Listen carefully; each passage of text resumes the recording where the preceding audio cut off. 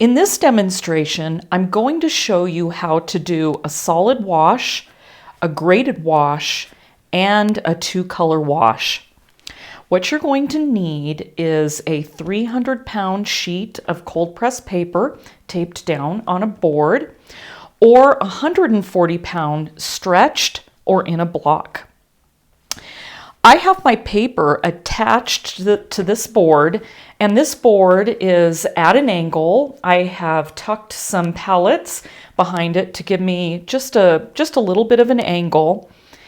And normally I paint flat, but in this case we are going to use the angle of the board to our advantage to help us create a nice, smooth, beautiful solid wash, graded wash, and two-color wash. So why is this important?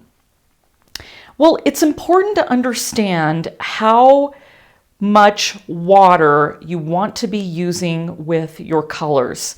And I can't tell you how many people I see that start out and they're very stingy with the water, and their colors look very much almost like it's drawn on the watercolor paper. It doesn't look like much is flowing.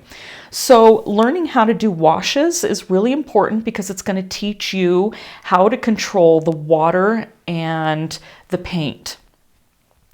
So let's get started.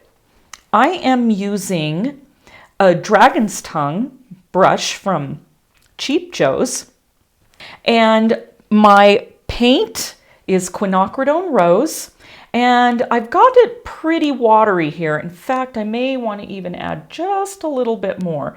I want a nice watery mixture between the water and the paint, and you want to make sure that you have plenty of water on your palette. You don't want to have to stop in the middle of your wash and try to mix up more color. Make sure you have more than you need. And so let's go ahead and let's start our first wash, which is going to be a solid wash. Make sure your brush is completely loaded with color.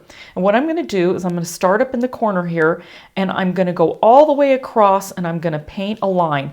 And that line is going to give me a little bead at the bottom. So let's get started. Okay, making a line all the way across.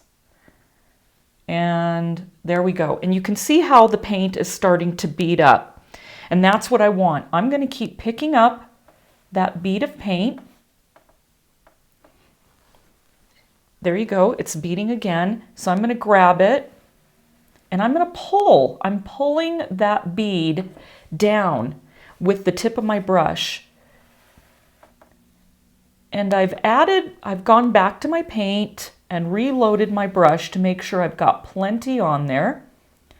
Still have a lot in my brush, so I didn't dip into my water and paint. And I've still got plenty. So now I'm going to grab some more, and I'm going to keep going along, and you can see how the brush is wicking that little bead and pulling it right along with the brush stroke. So again, I just keep loading my brush, making sure it's nice and wet. I've got plenty of color on there. And I just grab that bead and I just pull. And now I think my brush is loaded enough that I think I can finish this without dipping back into my color. And there we go, just going all the way across the bottom. And now what I'm going to do is I'm going to rinse my brush. And I'm going to dry it so that I can wick off the rest of the paint that's along the bottom. If we don't do that, what's going to happen is that paint, that bead at the bottom, is going to flow back into that wash as it's drying, and it's going to blossom. So you want to make sure you're very careful and you pick up that bead. So dry your brush off, make sure your brush is just moist, and then just take the tip of it and go right along the bottom and pick up that extra amount of paint, and then you won't have to worry about a blossom ruining the beautiful wash that you just did. Okay, now we're going to go to the next square and we are going to do a graded wash. So I'm going to start out with a full load of paint, and then as we move down, I'm going to be dipping my brush in the water. I'm not going to be swirling it in the water. I'm going to dip it and hit the edge, kind of pull out any extra paint, and then I will keep painting and dipping and painting. And what that's going to do is it's going to pull a little bit more color each time out of my brush so that we can get a beautiful graded wash. Okay, here we go. So again, we're starting off in the corner. Just making a stroke across the top. I'm going to grab a little bit more paint. Grabbing that bead. Now we got a nice bead going there. Okay. I think I'm going to grab just a little bit more. A little bit more paint. Okay. Now at about this point, what I'm going to do is I'm going to dip my brush in the water, slide along the edge of my container, pick up that bead, let it bead up again. Might have done that a little bit too much. There we go. Do it again. So now I've got more paint that is now in the water. If you can see that. I'm going to do it again. And again. Do it some more. Just keep going along, dipping your brush each time.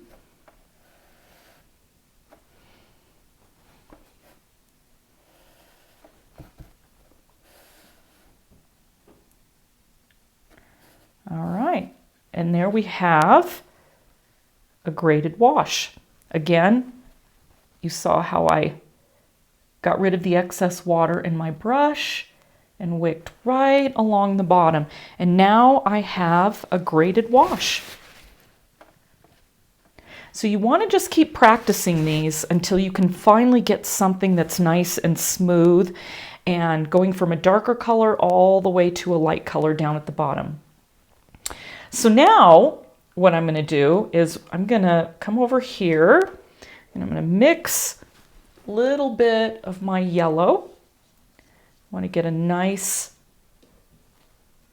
watery yellow mixture. And we're going to do a two-toned graded wash there. Well, it's not really graded. It's just a wash that's going to go from one color to another. Okay. And I'm not saying that you're going to use this a lot. It's just good to practice so that you understand how colors blend together.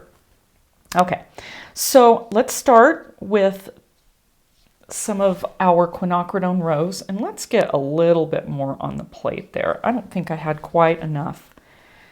Okay, a little bit more water. All right, so same thing. Going to start again up at the top. Going to get my little bead going there. And about a third, a little less than a third of the way down. It looks like I'm almost there. Okay. I'm going to take my brush, dip it in my yellow, pick up a little bit of that, pick up some more.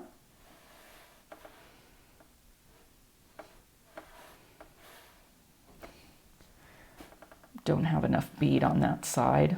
So I'm probably might have a little bit of a stripe. Hopefully I don't. Keep picking that up. There we go. That's a little bit better. Now I'm going to rinse my brush because now I want just some plain yellow.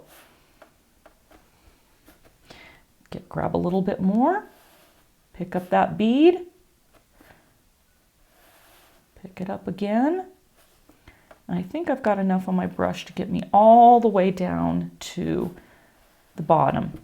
Drying off my brush, wicking off that extra water.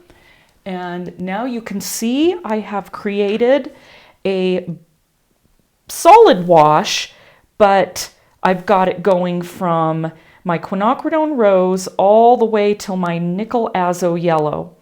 and that's how you do a wash. So it would be to your benefit to keep practicing these until you can get nice solidness on this square and a good, beautiful graded effect here, and then really blending in those colors there. And the more you practice this, the more you're going to understand how the colors start working together with the water.